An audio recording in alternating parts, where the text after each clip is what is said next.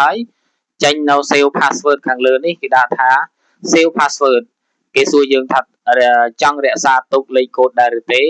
ប្រសិនបើកូនត្រូវរក្សាទុកនៅលើទូរស័ព្ទរបស់កូនថ្ងៃក្រោយកុំឲ្យភ្លេចគឺកូនចុចរក្សាទុក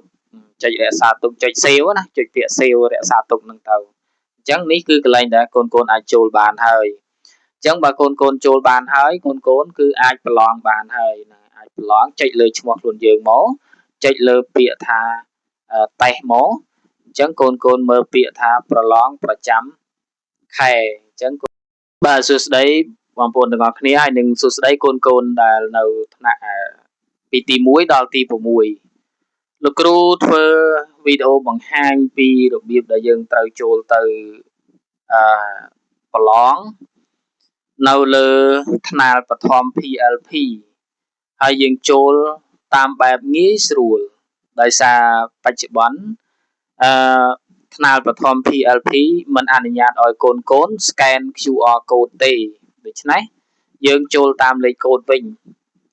ឥឡូវលោកគ្រូបើកទៅលើ app ថ្នាលបឋមលោកគ្រូបើកថ្នាលបឋមអញ្ចឹងមកបាទហើយលោកគ្រូ log out សិនលោកគ្រូ log out ដើម្បីចូលពីដំបូងលោកគ្រូបង្ហាញឥឡូវលោកគ្រូបង្ហាញពីរបៀបទី1កូនចូលមកលើ Google នេះក៏បានណាលើ Google នេះលើ Google នេះកូនវាយពាក្យថា PLP មកចេញជាច្រើននៅលើនេះកូនរើសយក PLP 2026ក៏បានហើយកូនធ្វើការចុចចូលទៅក្នុងកន្លែងនេះមកហ្នឹងនេះទី1ណាទី2បាទទីសំទោសទី1ទៅបន្តទៀតកូនចូលមកដល់កន្លែងនេះកូនឃើញទម្រង់ជាច្រើនបែបនេះកូនចូលមកអនុវិស័យអប់រំបឋមនេះកូនចុចកន្លែងនេះមករួចកូនយកពាក្យថាសិស្សរួចកូនយកពាក្យថាថ្នាលបឋមថ្មីពេលនេះកូនមកដល់កន្លែងដែលត្រូវកូនពិនិត្យមើលថាកូនចូលតាម QR អត់បានទេបច្ចុប្បន្ននេះអញ្ចឹងកូនត្រូវចូលតាមឈ្មោះអ្នកប្រើប្រាស់ឈ្មោះអ្នកប្រើប្រាស់កូនត្រូវចាំថាកូនមានលេខកូដរបស់កូនរៀងខ្លួនមានឈ្មោះអ្នកប្រើប្រាស់នៅលើ QR របស់កូនដែលដាក់ថាគណនីអញ្ចឹងកូនអាចចូលទៅពិនិត្យគណនីឧទាហរណ៍លោកគ្រូចូលទៅពិនិត្យគណនីសិស្សម្នាក់លោកគ្រូចាប់ផ្ដើមវាយហើយ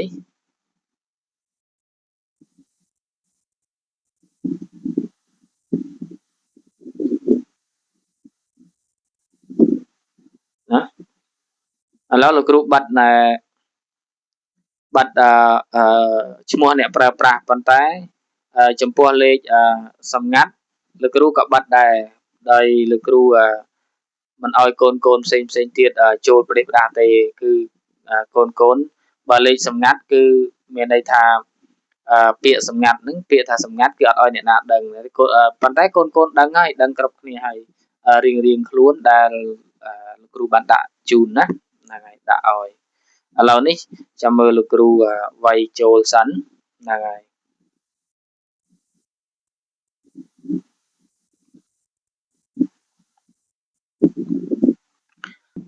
អូខេនៅពេលនេះគឺចូលហើយបើចូលហើយចេញនៅ save password ខាងលើនេះគេដាក់ថា save password គេសួរយើងថាចង់រក្សាទុកលេខកូដដែរឬទេប្រសិនបើកូនត្រូវរក្សាទុកនៅលើទូរស័ព្ទរបស់កូនថ្ងៃក្រោយកុំឲ្យភ្លេចគឺកូនចុចរក្សាទុកចុច save ណាចុចពាក្យ save រក្សាទុកនឹងទៅអញ្ចឹងនេះគឺកន្លែងដែលកូនអាចចូលបានហើយអញ្ចឹងបើកូនចូលបានហើយកូនគឺអាចប្រឡងបានហើយណាអាចប្រឡងចុចលើឈ្មោះខ្លួនយើងមកចុចលើពាក្យថាតេស្តមកអញ្ចឹងកូនមើលពាក្យថាប្រឡងប្រចាំខែអញ្ចឹងកូននឹងឃើញប្រឡងប្រចាំខែហើយនៅពេលនេះគឺលោកគ្រូសូមបញ្ជាក់ដែរថាការប្រឡងកូនមើលម្ដងទៀតណាមានប្រឡងប្រចាំឆ្នាំទៀតហ្នឹងហើយប្រឡងប្រចាំឆ្នាំនេះប្រឡងប្រចាំឆ្នាំនេះគឺមានទៀតអញ្ចឹងមានន័យថាប្រព័ន្ធ PLP របស់យើងនេះតម្រូវឲ្យកូនធ្វើការប្រឡងប្រចាំឆ្នាំ កូនកុំសង្ឃឹមថាកូនជាប់មធ្យមភាគតាមថ្នាក់របស់កូន